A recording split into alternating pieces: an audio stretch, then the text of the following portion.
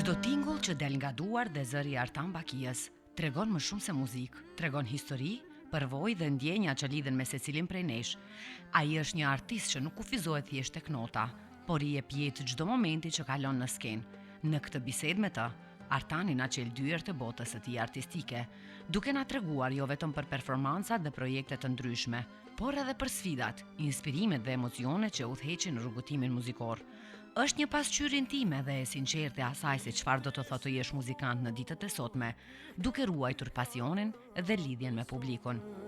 Baba Seika, binti shiumoj, pika, besome, Baba Seika. Artan, kur flasim për fillimin e karrierës janë vitet e 90-ta, çfarë ka ndryshuar që atëherë deri më tani në qasja normalisht tuaj ndaj muzikës? Ka ndryshuar shumë gjëra, mas po e flokt. Ka ndryshuar shumë gjëra, kam evolu në forma të ndryshme, derisa sonte jemi në një jazz festival. Kjo tregon që kam prek edhe skenën e jazzit, që ishte një ëndër e kamotshme edhe që vjen si nevojë e kohës e zhvillimit tim profesional. Kur publiku këndon një këngë me pasion që e këndon edhe ti, çfarë ndjen në ato momente? Në fakt, kënga është ajo që këndon publiku. Edhe fatkeqësisht këto vjet e fundit na kemi pak as i këngë, kryesisht kemi këngë të cilat i këndon këngëtari dhe kërkush tjetër në sallë. Mirë, po sonte do të jetë ndryshe për shkak se këto këngë që do t'i këndojmë ne janë këngë të cilat e kanë treguar vjetën, shumë prej tyre janë mbi 100 vjeçare, të cilat i kemi përpunuar bashkë me maestro Markelian Kapitanin, me kuartetin e Harçeve dhe me perkusionistin, në një stil tjetër që deri tash ka qenë zbrastin muzikën shqiptare që quhet folk jazz. Të flasim pak edhe për harresën e këngëve, sepse e thatë edhe ju kohëve të fundit, këngëtarët vetëm ata po i këndojnë këngët kanë filluar të ndryshon gjithçka. Më thoni se a mendoni se muzika tradicionale shqiptare ka filluar dhe është e rrezikuar nga harresa? Unë jam një ndër aktivistat ta quaja ashtu më të devotshëm për sa i përket kultivimit, mirëmbajtjes dhe zhvillimit të muzikës shqiptare. Ato bëjnë shumë fronte, një prej fronteve është edhe Radio Dugagjini, ku për 6 vjeç ta quaj ashtu ushtrojnë ndikimin tim në pjesën sociale të dëgjuesve tanë, në pjesën duke ju transmetuar këngët më të mira shqiptare dhe duke ju treguar krenarinë e vërtet që është folku shqiptar, duke ju treguar që ne ekzistojmë shumë më herët se sa deklarohen disa prej pseudo-intelektualëve që sot kemi shumë. Folku shqiptar është jashtëzakonisht shumë i bukur, për këto është dhe mbrojtur në disa treva me konventën e UNESCO-s, çka bën një pasuri jo vetëm intelektuale, jo vetëm shqiptare, mirë po mbar botërore. Po ajo çka sot rrezikojmë është fryma e jashtëzakonshme e Orientit edhe slavizmave, këto momentalisht tek gjenerata e re janë dominante dhe kjo na bën të quaj ashtu një paqavure muzikore ku folet shqip, mirë po menohet ose orient ose slavisht. Juve jeni nga ata që shpesh herë muzikën moderne e ndërthurni me muzikën tradicionale. Më thuni se a ndodh që një artist të humbas gjatë gjithë këtij procesi, duke u munduar se jo të gjithë një këngë të vjetër të bukur tradicionale shqiptare mund ta sillin në ritmin e tyre edhe të jetë po aq e suksesshme dhe po aq e dashur nga publiku, siç është edhe në rastin tuaj që të gjithë po i dëgjojnë dhe i vlerësojnë shumë veprimtarinë tuaj. Unë jam nga ata artista që historikisht jam marrë me muzikën shqiptare, marrë në forma të ndryshme, mirë po qëllimi kryesor është folku, po s'patëm folk brenda këngës, atëherë kënga është destinuar me u zhduk. Ajo që ka na tërhek më shumë janë ato motivet tona popullore, të cilat janë jashtëzakonisht shumë të bukura, edhe kemi motive që qëndrojnë me 100 vjet për shembull. Dokument na kemi më e bukura more mbi 600 vjet. Një super këngë, kemi këngë tjera plot, kemi këngë të sidomos të viteve 800, këngë jashtëzakonisht shumë të bukura, të cilat udhtojnë bashkë me ne prej vitit 1800. Edhe mendoj që gjatë rrugës, kur je përkushtuar në një veprimtari që shemone, domethënë i drejtuar ashtu me një drejtim, udhëtimi im është me një drejtim, është brenda muzikës shqiptare, pa marrë parasysh stilin. Edhe pse thash kam eksploruar me stile të ndryshme, te jazzi, kështu që nuk mendoj që ai që punon me muzikën shqiptare hub. Staza të shkurta mund të ketë nga ato ballonat cilët shkojnë lart edhe me njëherë bin poshtë. Mirë po muzika shqiptare dhe kultivues të muzikës shqiptare jetojnë me ne.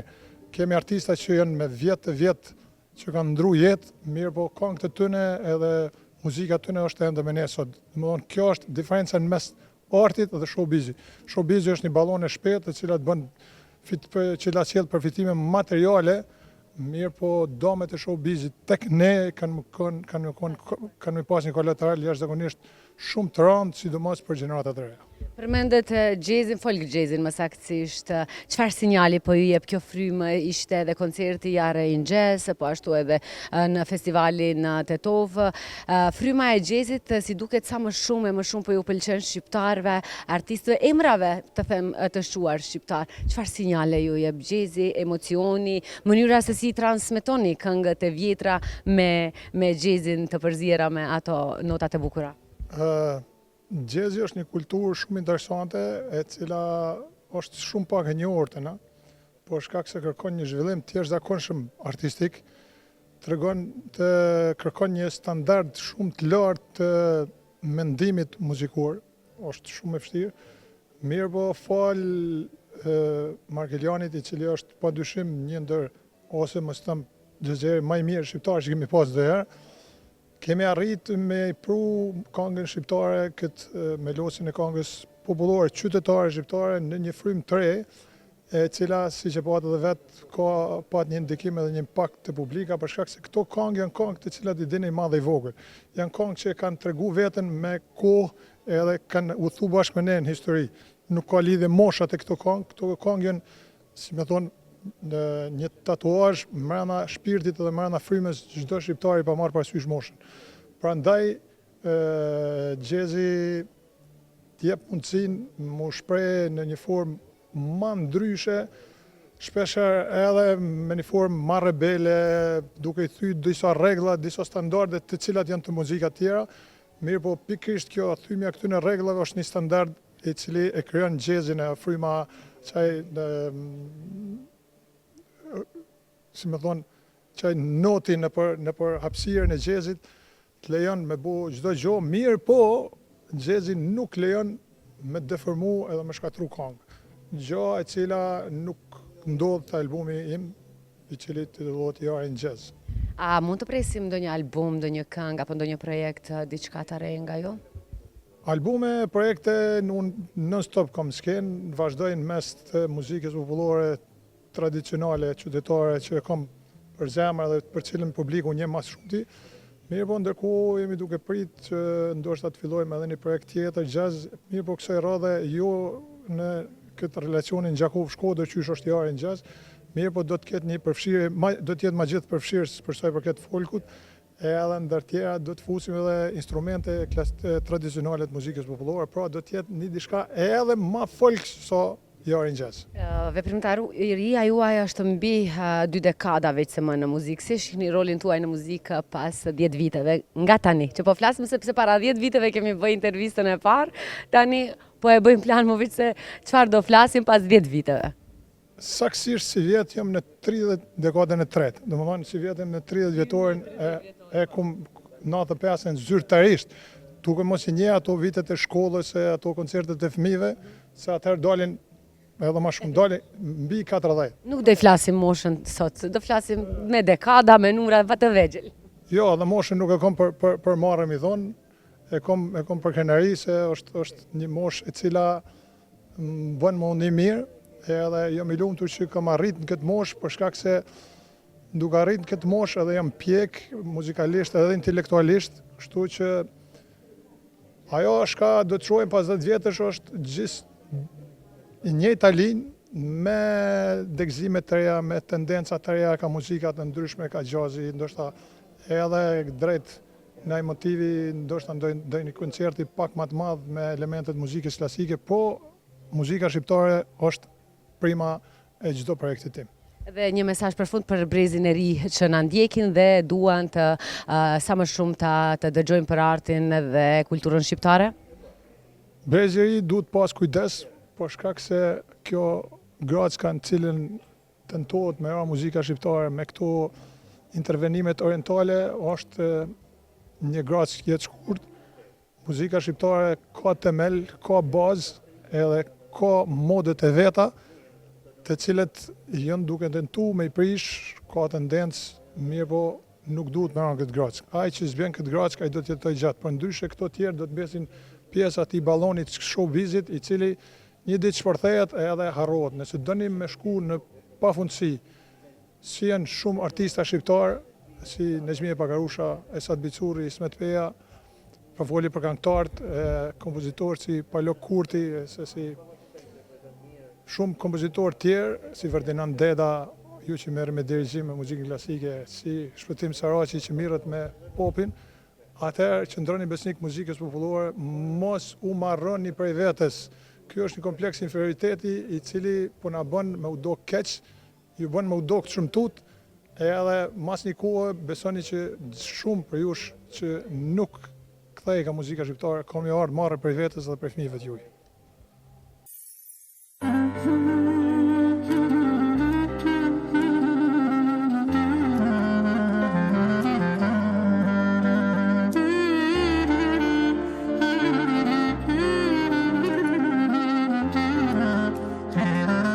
Pas kësaj bisede mbetet e qartë se arti i Artanit nuk është thjesht një profesion, por një mënyrë jetese. Ai na kujton se muzika ka fuqinë të bashkojë njerëzit, të tregojë histori dhe të lërë gjurmë të pashlyeshme në kujtesën e secilit. Mes rrëfimeve të tij, frymëzimeve dhe mendimeve për të ardhmen, publikohet një mesazh i qartë. Arti është udhtim i vazhdueshëm, një dialog mes artistit dhe botës, dhe çdo tingull që lind nga pasioni është një histori që meriton të dëgjohet, po edhe të ndjehet. Vinte shi u moj pika pika besome baba sejka të besova që ditën që të martova të besova moj të besova që ditën që të martova.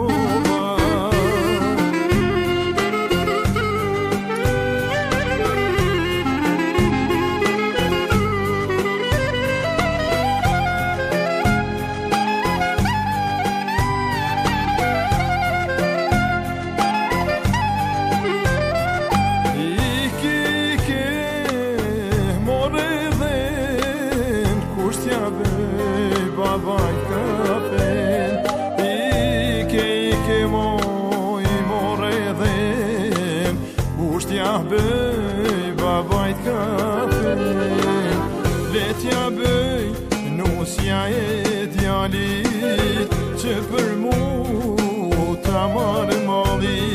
O letja bëj nusja e djalit që për mu moj ta marë malli.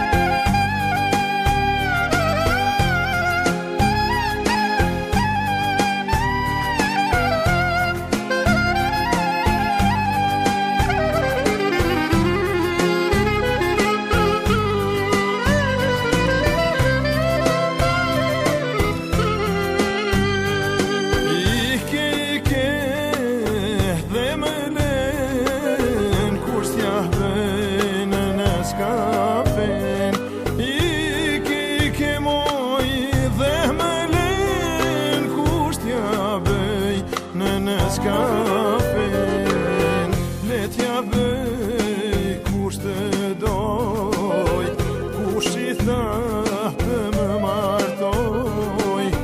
Letja bëj kush të doj, kush i